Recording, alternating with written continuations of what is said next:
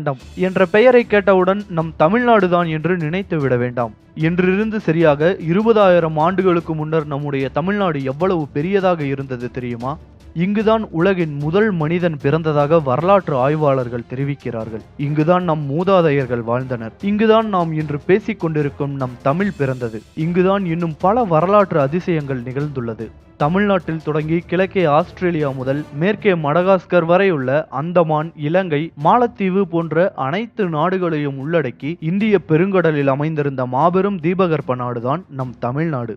இதுதான் தற்போது லெமூரியா கண்டம் என்று அழைக்கப்படும் குமரிக்கண்டமாகும். ஒரு காலத்தில் பிரம்மாண்டமாக இயங்கிக் கொண்டிருந்த இந்த மாபெரும் தமிழ் கண்டம் தற்போது கடலுக்கடியில் அமைதியாக உறங்கிக் கொண்டிருக்கிறது. குமரி கண்டத்தை பற்றிய ஆதாரங்கள் அறிவியல் ரீதியாக இல்லாமல் திருக்குறள், சிலப்பதிகாரம் போன்ற சங்க இலக்கியங்களில் மட்டுமே இருப்பதால் இதை உண்மை என்று பலரும் ஏற்றுக்கொள்ள மறுக்கின்றனர்.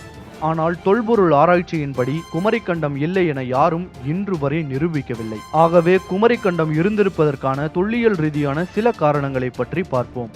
தென்னாப்பிரிக்காவில் உள்ள விட் வாட்டர்ஸ் ரேண்ட் என்ற பல்கலைக்கழகத்தை சேர்ந்த லீவிஸ் ஆஷ்வால் என்பவரின் தலைமையில் ஒரு குழு மொரிஷியஸ் தீவில் உள்ள கடற்கரை பகுதிகளில் நடத்திய ஆராய்ச்சியில் 3 கோடி ஆண்டுகள் பழமையான ஜிர்கான் எனப்படும் பல வண்ணங்களில் ஒளிரும் கனிமங்கள் நிறைந்த பாறைகளை கண்டுபிடித்தனர். மேலும் இத்தீவின் மற்ற பகுதிகளில் உள்ள பாறைகள் அனைத்தும் 90 லட்சம் ஆண்டுகள் மட்டுமே பழமையானதாக இருக்க, இப்பாறைகள் மட்டும் எப்படி 3 கோடி வருடங்கள் பழமையானதாக உள்ளது என்று அவர் செய்த ஆராய்ச்சியில் இப்பாறை படிவுகள் பல ஆயிரம் ஆண்டுகளுக்கு முன்பு இந்திய பெருங்கடலில் மாபெரும் கண்டமாக இருந்திருக்க வேண்டும் என்றும், சுமார் 20,000 ஆண்டுகளுக்கு முன் ஏற்பட்ட மாபெரும் கடல் சீற்றம் மற்றும் கண்டத்தட்டு நகர்வினால் அக்கண்டம் முழுமையாக அழிந்துள்ளது என்றும், மேலும் இப்பாறை படிவுகள் கடல் பேரலையினால் இத்தீவை சுற்றியுள்ள பகுதிகளுக்கு கொண்டு வரப்பட்டுள்ளது என்றும் உறுதியாக கூறுகிறார்.